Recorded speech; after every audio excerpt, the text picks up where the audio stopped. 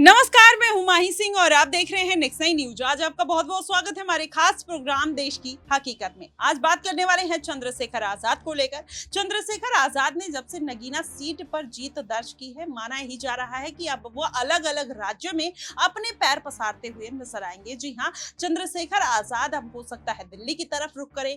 राजस्थान, मध्य प्रदेश और महाराष्ट्र ऐसे तमाम बड़े राज्य हैं जहां पर चंद्रशेखर आजाद का अब दबदबा देखने को मिल रहा है। जी हाँ, बिहार में कहीं ना कहीं पप्पू यादव की वजह से चंद्रशेखर आजाद ने एक पैठ बना ली है। ऐसे में महाराष्ट्र में वो जाते रहे हैं, वहां पर रैलियां करते रहे हैं। मध्य प्रदेश का भी वो रुख कर सकते हैं। यूपी में इस बार कहीं ना कहीं चंद्रशेखर आजाद ने अपना परचम लहरा ही दिया है। तो ऐसे में जो समीकरण बन रहे हैं वो किसके इर्द गिर्द जाते हुए बनेंगे? क्या चंद्रशेखर आजाद अगर इस बार विधानसभा चुनाव में या उपचुनाव में अपने सीटों पर प्रत्याशी उतारते हैं तो वो कौन से प्रत्याशी हो सकते हैं और किस पर वो फिर से दांव खेलते हुए नजर आएंगे? क्योंकि उनके पास कुछ ऐसे करीबी चेहरे हैं जिसमें स्वामी प्रसाद मौर्य कह लीजिए, पल्लवी पटेल कह लीजिए, और अब अपर्णा यादव का भी नाम उनके साथ आता हुआ दिखाई दे रहा है। हो सकता है कि अपर्णा यादव अब चंद्रशेखर आजाद का भी रुख कर सकती हैं। तो ऐसे में तमाम समीकरण बनते हुए नजर आ रहे हैं। आज इन्हीं तमाम समीकरण पर चर्चा करेंगे कि आने वाले विधानसभा चुनाव और इस उपचुनाव में चंद्रशेखर आजाद की क्या रणनीति रहने वाली है। हमारे साथ आश्रुति मौजूद है। आश्रुति,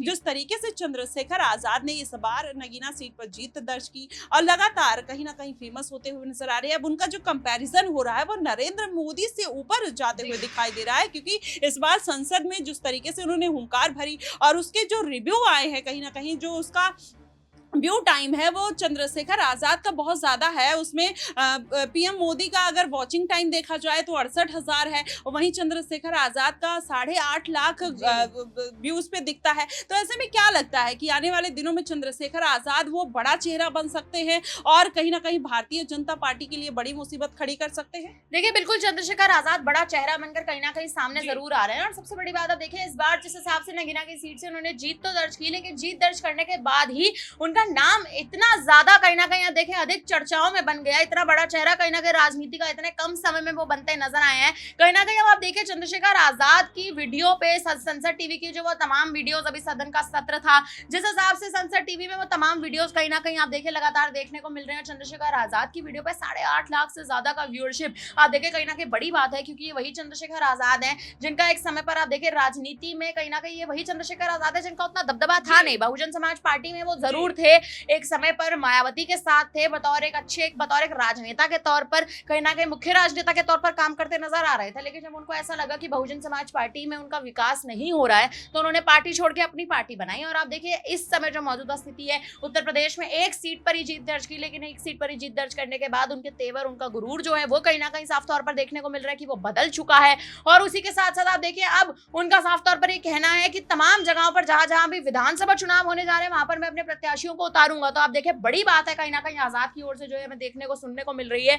आजाद समाज पार्टी की आप देखिए इस बार जो भूमिका थी इस चुनाव में भी, वो कहीं ना कहीं अहम भूमिका निभाते नजर आए थे। क्योंकि एक ही सीट पर जीत दर्ज करना और तमाम सीटों पर प्रत्याशियों के टिकट काटना, या यूं कहें कि उनके वोट कहीं ना कहीं काटना, जनाधार का कहीं ना कहीं कम होना, घटना, ये एक बड़ी चुनौती कहीं ना कहीं आजाद के लिए जरूर थी। लेकिन इस बड़ी चुनौती को जीतते हुए चंद्रशेखर आजाद नजर आए। मुझे लगता है देखिए, दिल्ली हो, हरियाणा हो, महाराष्ट्र हो, बिहार हो, जहां जहां भी अब विधानसभा चुनाव होंगे, उत्तर प्रदेश के तो चलिए अभी काफी दूर हैं, लेकिन जहां भी नजदीकी विधानसभा चुनाव जिन राज्यों में होने जा रहे हैं, इन तमाम राज्यों में आजाद कहीं ना कहीं बड़ी भूमिका निभाएंगे, अपने प्रत्याशियों को उतारेंगे। और देखना दिलचस्प है कि प्रत्याशी आकर आजाद के चेहरे पर किस हद तक वोट साध पाएंगे, ये देखना होगा। श्रुति, लेकिन यहाँ पर देखा जाए तो पल्लवी पटेल, स्वामी प्रसाद मौर्य ये कुछ करीबी माने जाते हैं। ऐसे में अपर्णा यादव भी कहीं ना कहीं अब पार्टी बदलने के मूड में दिखाई दे रही हैं। तो क्या चंद्रशेखर आजाद इन तीनों को मौका दे सकते हैं, किसी सीट पर इनको उतारने का प्रयास कर सकते हैं? देखिए, पल्लवी पटेल, स्वामी प्रसाद मौर्य, ये दो ऐसे नाम हैं। आप देखिए, पल्लवी पटेल इस बार लोकसभा चुनाव में उन्हें कहीं ना कहीं बड़ा झटका लगा। उनकी पार्टी अपना दल कामेरावादी जब से सपा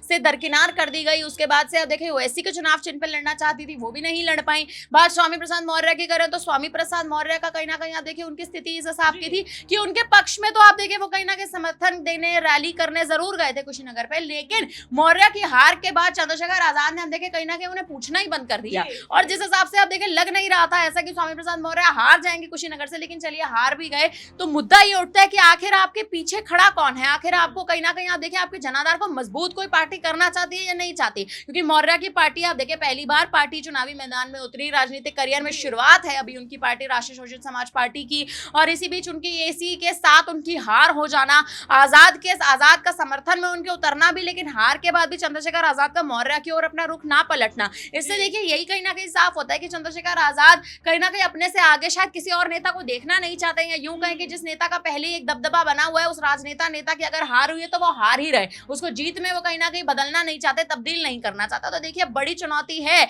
लेकिन आजाद कहीं ना कहीं इसको जीत पा रहे हैं, क्योंकि वो कहीं ना कहीं अब राजनीतिक नजरिए से सोच रहे हैं। एक तरह से देखें तो व्यक्तिगत नजरिए से नहीं सोच रहे हैं, राजनीतिक नजरिए से सोच रहे हैं। तो राजनीतिक नजरिए से जो वो सोच रहे हैं वो शायद ठीक भी है, लेकिन ऐसे नेताओं को मौका देंगे या नहीं देंगे ये देखना होगा। जी बिल्कुल, ऐसे में अगर पूरा समीकरण समझा जाए तो चंद्रशेखर आजाद लगातार दलितों की आवाज उठाते हैं, आरक्षण का मुद्दा, जातीय जनगणना, अगर ये इन सब मुद्दों पर बात करते हुए नजर आते हैं तो आपको क्या लगता है कि विधानसभा चुनाव में इस बात का कितना फायदा उनको देखने को मिल सकता है? देखिए तमाम मुद्दे कहीं ना कहीं दलितों के लिए तो मुद्दा, दलितों के लिए तो वो आवाज उठाते नजर ही आए हैं, दलितों के मसीहा कहलाए जाते हैं। आरक्षण के मुद्दे पर भी उन्होंने हाल ही में बयान दिया, जातिगत जनगणना पर भी वो कहीं ना कहीं अपनी आवाज बुलंद करते नजर आए। लेकिन मुझे लगता है कि भारतीय जनता पार्टी से वो कहीं ना कहीं एक तरह से देखे तो दुश्मनी मोल लेने का प्रयास कर रहे हैं। कारण ये भी बनता है क्योंकि आजाद पहली बार तो चुनावी मैदान में उतरे, लेकिन पहली बार उतरते ही जीत दर्ज कर ली, तो उनको कहीं ना कहीं अब ऐसा लगता है, उनका कॉन्फिडेंस जो है वो ओवर कॉन्फिडेंस में धीरे धीरे बदल रहा है। ये ऐसा ना हो कि आने वाले समय में उनकी हार की एक बड़ी वजह बन जाए। अगर ये उनकी हार की बड़ी वजह बनता है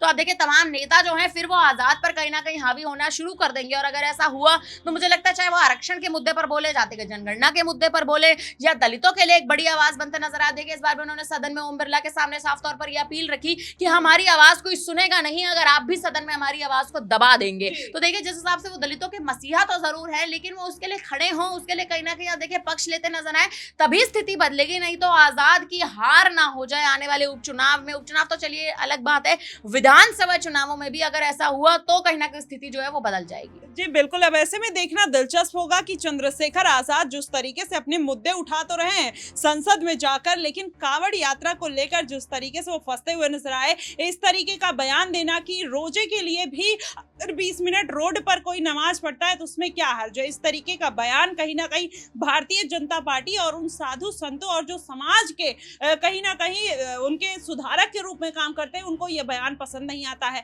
ऐसे में चंद्रशेखर आजाद युवाओं के बीच में जनाधार तो बना रहे हैं, लेकिन ये जनाधार उनका आने वाले दिनों में क्या उनके ओवर कॉन्फिडेंस की वजह से गिरता हुआ नजर आएगा या और बढ़ता हुआ नजर आएगा, ये देखना बेहद दिलचस्प होगा। फिलहाल आपको क्या कुछ लगता है कि आने वाले दिनों में चंद्रशेखर आजाद कहां तक जा पाएंगे, आप हमें कमेंट बॉक्स में जरूर बताइएगा। फिलहाल के लिए बस इतना ही। देश और दुनिया की तमाम खबरों के लिए हमारे साथ बने रहिएगा नेक्स्ट 9 न्यूज पर।